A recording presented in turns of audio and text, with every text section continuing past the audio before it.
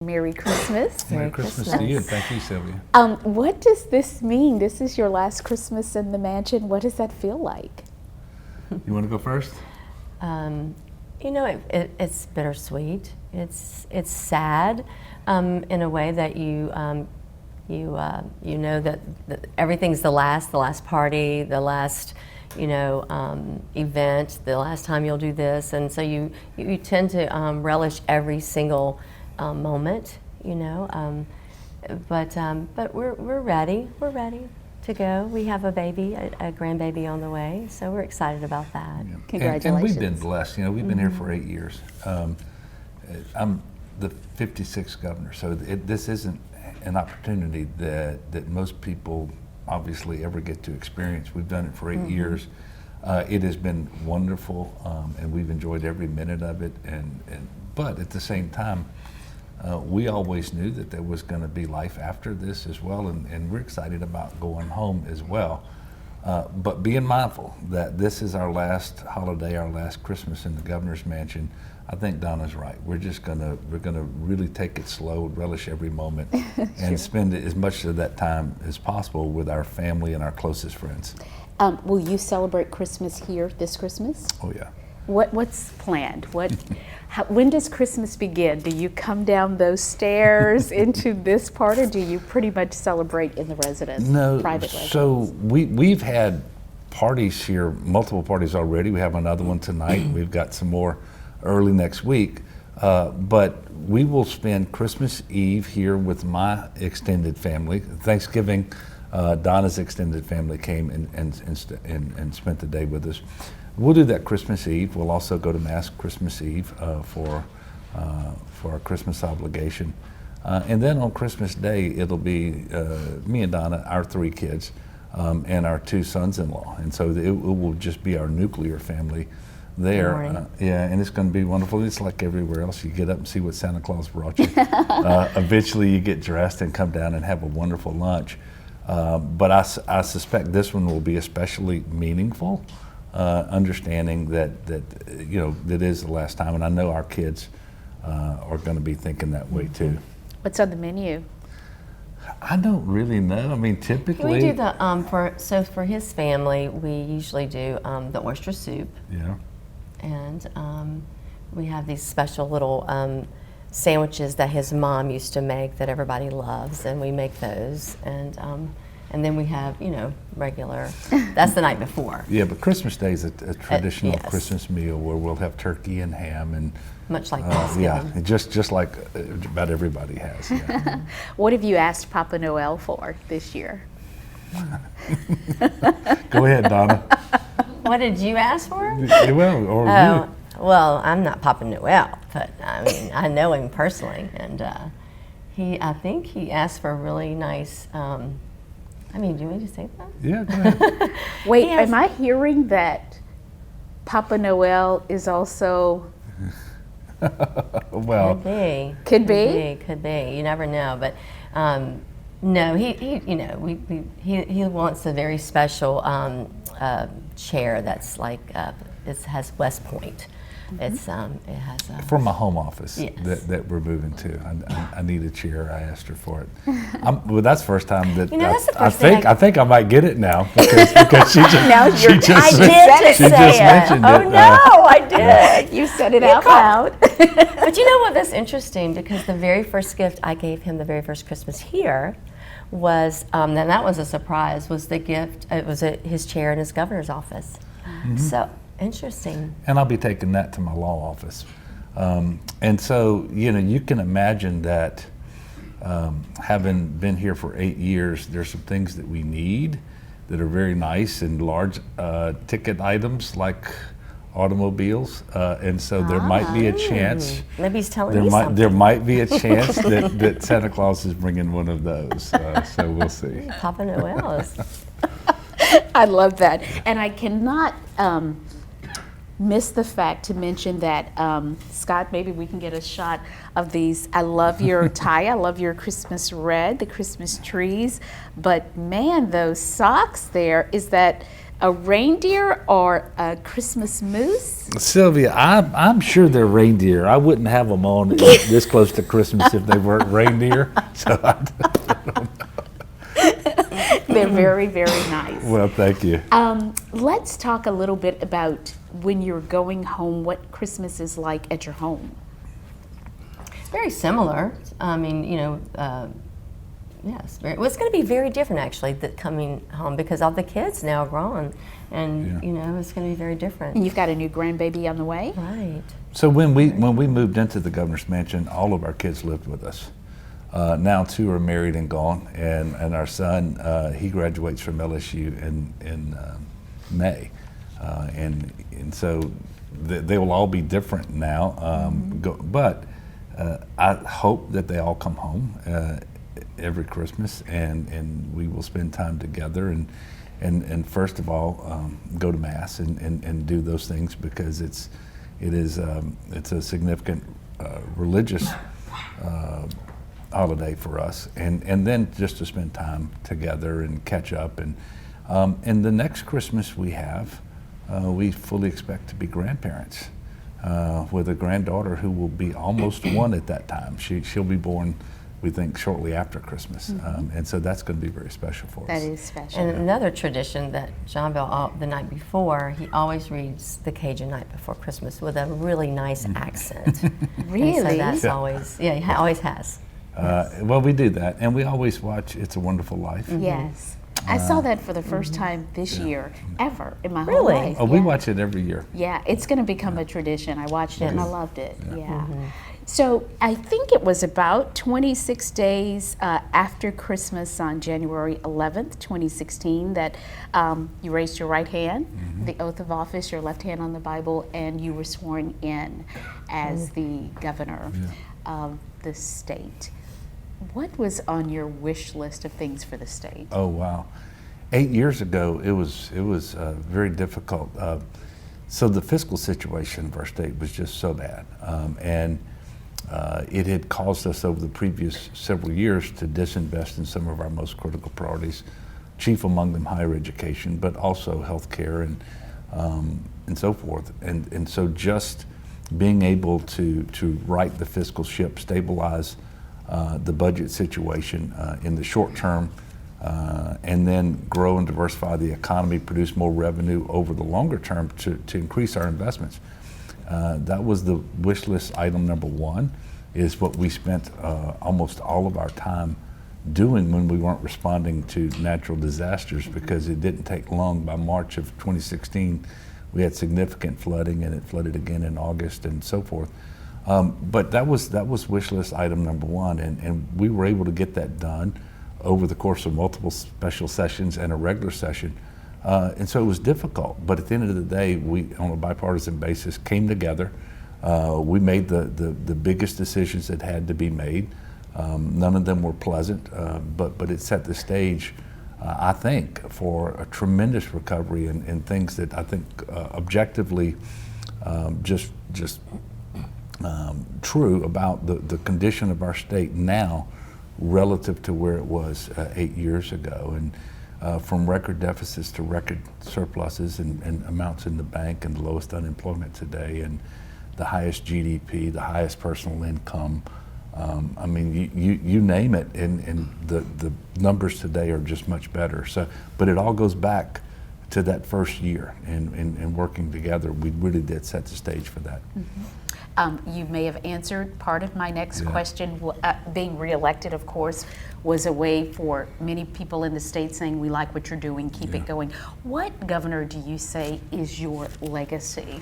Yeah, I think in terms of one specific decision, it'll be the Medicaid expansion, where 500,000, more than that, of our working poor brothers and sisters gained access to health insurance. And improved their lives by making sure that they were healthier, more productive, could stay in the workforce, had a higher quality of life. It also helped us to save money, addressing the fiscal situation, and it better reimbursed our hospitals and other healthcare providers. We're one of the few states in the South that haven't lost any rural hospitals. So in terms of specific decisions, it would be that. But I do hope, as a more general matter, that people will look back on these 8 years and just say that Donna and I worked hard every day, did our best, and worked on a bipartisan basis because we love the state, we love the people, and we did those things that we believe were right and best for our state. And I know that there are a number of people on any given issue might have a different opinion of those things, but you can only do the things that you believe to be right. And so we've done that. And then finally, that we left it better than we found it. This mansion is being left better than we found it because of tremendous work that Donna has done. The state is being left better than we found it. So I would just hope that that's at least a part of that legacy. If you could run for re-election, would you? Yes. Yes. I would have. I mean, it's a tough job. It's a demanding job. It has been challenging, but it's also very rewarding. And there's, despite the fact that we've been here 8 years, there's some things that we still would like to do. And, you know, and I just know that had I been able to run, I certainly would have. The Constitution did not allow that. I think Donna is in agreement with the Constitution on that as well. What comes next for you, Governor? Well, we're going home to Roseland. You know, we kept our home where we were living before we came, and we're going to go home and live there, be grandparents, and I will resume a law practice in Tangipahoa Parish. I will be looking for other opportunities as well. But we're excited about going home. We love Tangipahoa Parish, and you know, we'll be close to our oldest daughter, who will have our granddaughter. So we're excited about that. Mm-hmm. So you're done with politics? You know, that's my intention. I don't say never because I don't know exactly what the future holds. But as I leave office, I really believe Edwin Edwards had plotted his return before he ever left office every time. You know, that is not John Bel Edwards. So I intend to go home, go back to the private sector and stay there. I've had a wonderful run. I've not lost an election. I've been serving as an elected official for 16 years. It's been a great experience. Very, very proud of the work we did, but also just humbled by the fact that the people of Louisiana entrusted the office to me, and then again with the reelection. And none of that was easy, but it's been a rewarding experience, and just very thankful that I've had the opportunity to experience being governor, and that our family has been able to share in that as well. Not just living here at the mansion, but just traveling all over the state and meeting so many wonderful people.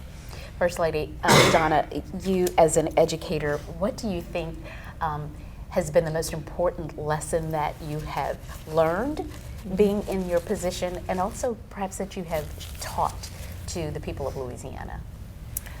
You know, I'm trying to think of the first lesson. One of the things that have really been most important to me is just learning about the initiatives, you know, and the foster care program. You know, those are things I wasn't aware of. Human sex trafficking in our state, wasn't aware of those things. I've learned so much, you know, trauma, and you know, there's so many courses I've taken, webinars that I've been a part of. I've learned so much over the last 8 years that I didn't know as an educator, that I know now, that had I known so much about this, I would have been a better educator. I say that all the time. But I've been able to use a lot of that information and apply it to my foundation that I'll continue working in and with as I move forward and out of this position. I'll continue to do that. So, talk about your foundation a little bit. So it's Louisiana First Foundation. I started in 2016. You know, my first thought was I wanted to focus on teach music, art, and movement, because as a former music teacher, and I continue to talk about the importance of music, art, and movement in our schools. And then he and I both started working with the foster care program, and we're so proud of the work that they've done over the last 8 years. Having over 6,000 kids adopted out of the foster care program is huge. Those are historical numbers, and we're very proud of the work that they've been able to do. Why was that so important to you? Well, because they're foster our care. children. They belong to the state, and they're in state's custody, and so they belong to us. And so to see them have forever homes is just is beautiful. We all want to have a home and have that stability. And so it's important. It's not just important because it's the right thing to do. It's important too for our state, for our communities.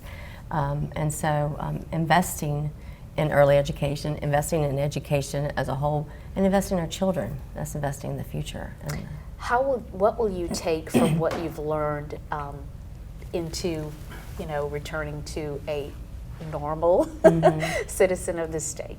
Well, I'm going to be, moving forward with my foundation. I started also a national coalition with First Spouses, and so I'll be working with them and taking some of what we've learned in the state and what we're still doing and spreading it to a national level. I'm working also with Santa Marta Group, which is an international group on human sex trafficking. So really just bringing awareness and hopefully prevention to human sex trafficking. That is such a huge issue, and someone with the platform that you have to share that information, what impact do you think it's having so far? Oh, it's having a tremendous impact. Before, as a state representative, I know they put a lot of work into changing laws and through the legislature, but, being a part of building Metanoia Manor here and being able to have these young girls taken off the streets, rescued, and have them, they had 9 now recently. These are average girls that are average ages 13 in our state. And the girls there are 11 and 12-year-olds. And so Babies, really. Babies. And also the training that the office, the Governor's Office of Human Sex Trafficking Prevention has been doing. They've trained law enforcement, hospitality industry, just over and over the training that we've been able to do, when we've had huge sporting events, training the Superdome employees. Those are huge. And so the numbers have gotten higher because now we can recognize the signs and know how to go about helping these victims. What is your legacy as First Lady for the state? Oh, I don't know. I don't know exactly. I know I've enjoyed this mansion. We raised over $1 million and refurbishing the mansion and preserving it, and so I'm hoping that will continue on. Yeah. Yeah, well, I can tell you, she has been a wonderful First Lady and has worked hard every single day, despite the fact she does not draw a paycheck for that. But on those areas of music, art, and movement in our schools, the foster care program, and particularly adoptions out of it, human sex trafficking, but the work she's done here at the Governor's Mansion and to recreate the commission that will govern the mansion and so forth. I mean, if you just look around on the inside or the outside, it's readily apparent that over the 8 years there's just been tremendous improvements here. And Donna was responsible for that. And she had help from a lot of wonderful people. But her legacy should be that she obviously loved the people of Louisiana, particularly the children, and worked hard every single day to try to advance causes that would better serve our children and expand prosperity, expand opportunity, but also lift them out of some very difficult situations, those who are less fortunate. What is the spirit of Christmas, you guys? Yeah, well, we are devout Catholic Christians, and so we're in the period of Advent, and it's the period where you are waiting, expecting, and so forth, the birth of our Savior, and that really is first and foremost. Beyond that, we know that it's a time when everybody, regardless of whether they happen to be Christian or they may not be religious at all, but everybody understands that it's a time to celebrate, to come together. I think to be especially thankful for all the blessings that we've enjoyed and so forth. And so, I mean, certainly we do all of that. And this year, I think there's been a special significance on celebrating with our Jewish friends, and because of the season of Hanukkah and everything that happens to be going on in Israel right now. And certainly we pray for true and lasting peace, and that it would start just as soon as possible. But you know, I suspect Christmas means about the same to us as it does to the vast majority of people in Louisiana. It is one of the most special times of the year, and it just wouldn't be complete for us without the church aspect of it, the religious aspect of it, and then getting together as family. And then, of course, as you can see by being here any night with a lot of friends as well. Yeah. You know, we'll have a couple hundred friends here tonight. What is your Christmas message as governor, and your final Christmas message as governor of the state of Louisiana? Well, I mean, we obviously wish people a Merry Christmas and a Happy New Year, but by Merry Christmas, I mean, we want people to enjoy this time with one another. We want them to obviously enjoy what Louisiana has to offer. I just really believe we are unique among the 50 states because of our history, our culture, the food, the music, the art, and I hope people appreciate that and really enjoy it, especially as they apply it to the holiday season. And then going forward, understanding that about the time that we usher in a new year, we're going to be ushered out of the office. We really want 2024 to be the best year ever. We are pulling for Jeff Landry and for Sharon because they're going to be our governor and our first lady, and we're staying in Louisiana. We want them to be extremely successful so that we can continue to increase the amount of opportunity and prosperity here in Louisiana.